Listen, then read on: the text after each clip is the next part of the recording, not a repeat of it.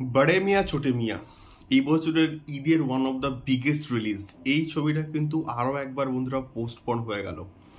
Hello guys, আমি Deep and welcome back to my channel Deep exclusive. So এখন আমি এই ভিডিওর মধ্যে কথা বলবো বিএমসিএম কে নিয়ে, এবং এই বছরের ঈদের one of the biggest release হচ্ছে বিএমসিএম।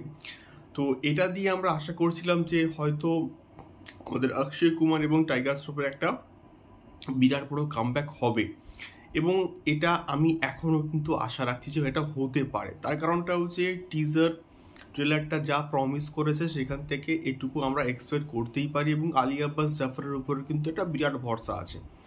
সো প্রাথমিক অবস্থায় কিন্তু একটা আপডেট ছিল যে বিএমসিএম 10th of April মুক্তি পাচ্ছে না, এবং পার্সিয়ালি 10th of April কিন্তু মুক্তি পাচ্ছে। তার কারণটা হচ্ছে ঈদ 10th of April কিন্তু নয়, ঈদ হচ্ছে 11th of April, এবং পার্সিয়ালি ইন দ্য মিন বলতে 10th of April সন্ধ্যে 6টার পর থেকে কিছু কিছু কিছু কিছু কিন্তু শো দেওয়া হচ্ছিল, এবং তারপরে ফুল ফ্লেজে হচ্ছে 11th of April থেকে এটাকে মুক্তি দেওয়ার প্ল্যানিং করা কিন্তু চলছিল।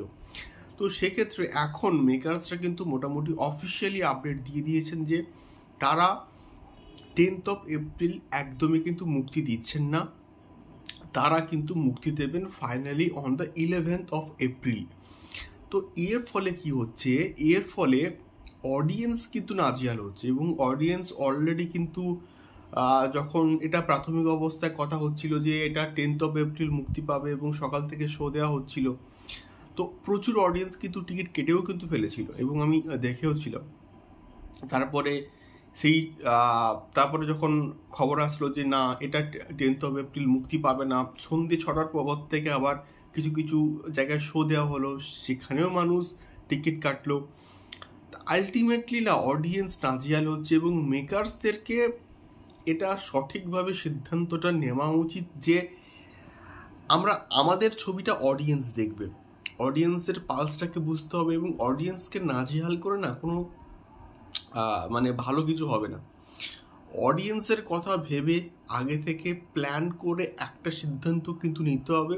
সিদ্ধান্তের কন্টিনিউয়াসলি পরিবর্তন করলে কিন্তু হবে না বস, এটাই মেনলি বলার ছিল। এবারে দেখা যাক, মেহদান এখনো অবধি কিন্তু তার সিদ্ধান্তে স্ট্রিক্ট রয়েছে। দেখা যাক এক্স্যাক্টলি কি হয়, মেহদানেও বিএমসিএম এর পথে হাঁটে কিনা। তোমাদের কি মতামত এই সম্পূর্ণ বিষয়টাকে নিয়ে আমাকে অবশ্যই কিন্তু কমেন্ট করে শেয়ার করতে পারো। দেখা হচ্ছে পরবর্তী ভিডিওতে। টাটা।